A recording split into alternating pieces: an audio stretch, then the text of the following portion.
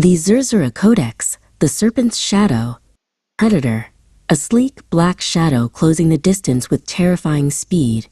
Eris pushed the small boat's engine until it screamed, the churning sea spraying their faces. "They're too fast," he yelled over the roar.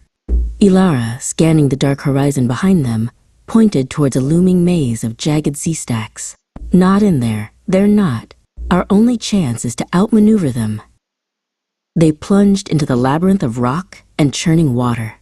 Eris weaved the boat through narrow channels, the stone walls so close he could touch them. The Order's larger vessel was forced to slow, its pursuit becoming more cautious.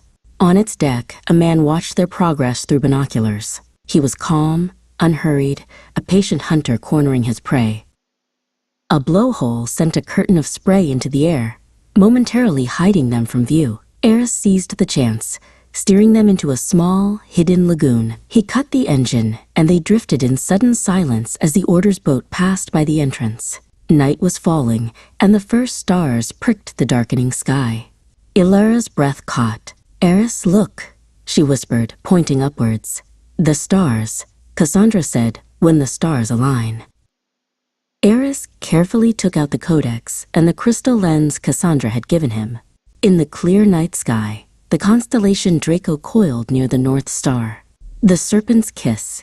It was the alignment they had been waiting for. With trembling hands, he held the lens over the ancient script of the codex. Through the lens, the world transformed. The ink on the page ignited with a cold, blue fire. Lines of light connected the drawn constellations, forming a new map that shimmered over the old one. It was a map of the seabed.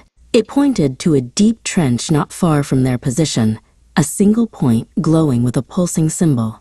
"It's underwater," Ilara breathed, looking over his shoulder. "The convergence point. It's beneath the waves." "We have no diving gear," Eris said, the hope draining from him.